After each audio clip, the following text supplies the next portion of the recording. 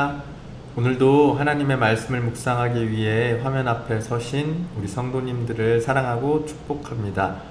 이번 주 초원과 함께하는 하나님의 말씀 묵상은 전도와 선교를 주제로 나누도록 하겠습니다. 오늘은 그 첫 번째, 혼자만 알기 너무 아까워서 라는 제목으로 말씀을 살피겠습니다. 성경 말씀은 고린도전서 9장 16절 말씀입니다. 내가 복음을 전할지라도 자랑할 것이 없음은 내가 부득불할 일임이라. 만일 복음을 전하지 아니하면 내게 화가 있을 것이로다. 아멘. 바울은 성경에서도 가장 위대한 복음 전도자로 꼽히는 인물 중에 하나입니다. 그래서 기독교 선교의 역사는 바울을 빼고는 이야기할 수 없을 정도입니다. 그렇다면 그 위대한 복음 전도자였던 바울은 복음에 대해서 어떠한 마음을 품고 있었을까요? 무엇보다 바울은요, 누구보다 복음의 은혜를 깊이 누리는 사람이었습니다. 복음을 통해 자신을 찾아오신 예수 그리스도를 깊이 묵상하고 그 은혜를 누리는 사람이었죠. 그리고 복음을 너무나 사랑해서 혼자만 알기에는 너무나 아까워했습니다. 이처럼 바울에게는요, 복음 자체가 그에게 자랑거리였습니다. 그렇기 때문에 바울은 복음을 전하는 것으로 인해서 자기를 드러내거나 자기가 잘난 것이 하나도 없다고 그렇게 이야기하고 있습니다. 한편 오늘 말씀에서 조금 오해할 수 있는 부분이 있는데요. 바울이 복음을 전하지 않으면 화가 있을 것이라고 말한 것은 복음을 전하고 전하지 않고를 가지고 하나님이 그걸로 우리를 벌하시는 편협한 분이라는 의미가 아닙니다.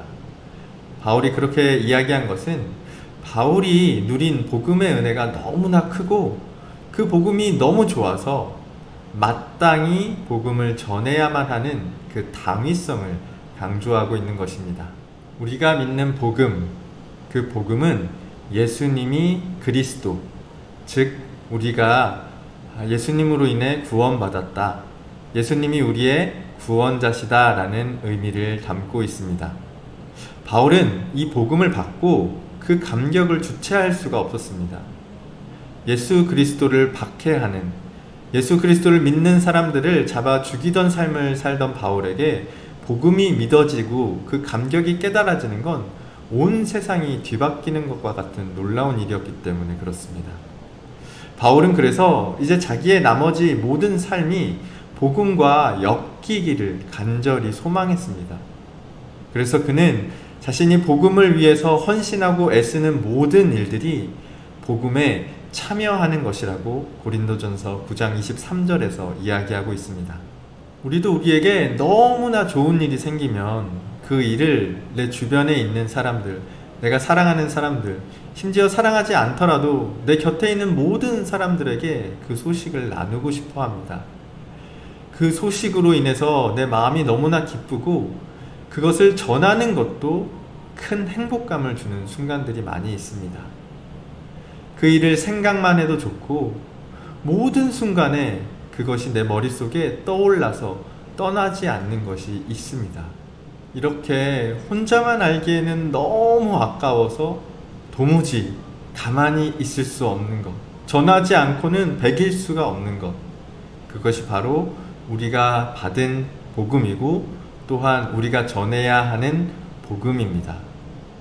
예수님이 죄 가운데 죽을 수밖에 없는 우리를 위해 죽으셔서 우리를 구원하셨다는, 그래서 예수님이 그리스도시고 우리의 구원자시라는 것이 믿고 깨달아진다면 우리는 그것을 혼자만 알고 있을 수 없습니다. 이제 우리의 경험을 말씀에 비추어 보면서 다시 한번 복음의 감격을 되새겨 봤으면 좋겠는데요. 여러분에게 있었던 일들 중에 너무 기뻐서 온 동네방네 소식을 전했던 일이 있으신가요? 그것은 어떠한 일이었고 그때의 마음은 어땠었는지 생각해 보면 좋을 것 같습니다. 저도 2번 정도 그런 일이 있었던 것 같은데, 대학에 합격했을 때와 아이를 출산하게 되었을 때 너무 기뻐서 이곳저곳에 전화를 했던 기억이 있습니다. 그렇다면 우리에게 복음은 그것만큼, 아니 그것 이상으로 기뻐야 하는데 정말로 우리 마음이 그런지 돌아봤으면 좋겠습니다. 너무나 감격스러웠던, 그래서 무엇과도 바꿀 수 없었던 복음이 시들해지고 식어지고 때로는 세상 속에서 감추고 싶은 것이 돼버린 것은 아닌지 돌아보시면서 하나님 앞에, 예수 그리스도 앞에 우리의 마음을 다시금 회복하는 하루가 되시기를 축복합니다. 질문하기 기능을 통해서 우리가 함께 고민해봤던 내용을 그대로 질문해보면 좋을 것 같습니다. 복음보다 세상에서 주는 즐거움이 더 큽니다. 이럴 때는 우리가 어떤 말씀을 새기고 돌아봐야 할지 살펴보겠습니다. 먼저 마태복음 16장 26절의 말씀을 추천해주고 있습니다. 사람이 만일 온 천하를 얻고도 제 목숨을 잃으면 무엇이 유익하리요? 사람이 무엇을 주고 제 목숨과 바꾸겠느냐? 아멘. 우리가 복음으로 구원을 받는 것과 이 세상에서의 재미와 유익을 즐기는 것, 그 사이에 어떤 것이 더 중요한 것인지를 묻는 질문인데요. 말씀과 함께 주는 권면의 내용 중에 이러한 내용이 있습니다. 세상이 주는 즐거움과 행복은 일시적이고 덧없는 경우가 많지만 그리스도를 알고 따르는 데서 오는 기쁨은 영원합니다. 오늘 우리가 함께 살펴봤던 바울도 그래서 그러한 고백을 합니다. 자신이 예수님을 알기 전에 자신에게 유익하던 것, 즐거웠던 것들을 모두 배설물처럼 여긴다라는 것입니다. 바울은 학벌도 좋았고 출신과 배경도 훌륭한 사람이었습니다. 그런데 예수 그리스도를 알고 나니 그 모든 것들이 배설물처럼 여겨졌다라는 것입니다. 일시적이고 덧없는 세상 것이 아니라 영원한 우리에게 구원을 허락하시는 예수님을 그리스도로 믿고 따르기로 결단했다라는 겁니다.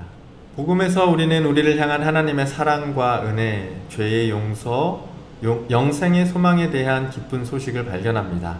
이 기쁨은 창조주와 인격적인 관계, 그리고 그분의 신실하심에 대한 확신에 뿌리를 두고 있기 때문에 세상이 줄 수 있는 그 어떤 일시적인 기쁨보다 뛰어납니다. 바꿀 수 없다라는 말입니다. 사실 비교할 수조차 없는, 비교 불가한 것이라는 의미인데요. 그 복음의 기쁨과 감격이 우리 성도님들에게 회복되시는 그런 한 날이 되셨으면 좋겠습니다. 기도로 큐티를 마무리하겠습니다. 우리의 구원자가 되신 예수님께 감사드립니다. 우리 모두 그 복음을 처음 받았을 때 큰 기쁨이 있었습니다. 복음을 전하지 않고는 견딜 수 없는 감격이 있었습니다. 하지만 그 감격이 어느덧 식어버린 것은 아닌지 돌아봅니다. 그리고 그 복음이 이제는 부끄러운 것이 되어버린 것은 아닌지 회개합니다. 어느덧 세상의 기쁨만을 찾아 헤매고 있는 우리에게 주님과의 첫사랑을 회복시켜 주옵소서. 우리를 다시 복음 앞에 세워주셔서 복음에 참여하는 기쁨이 가득하게 하옵소서. 예수님의 이름으로 기도합니다. 아멘.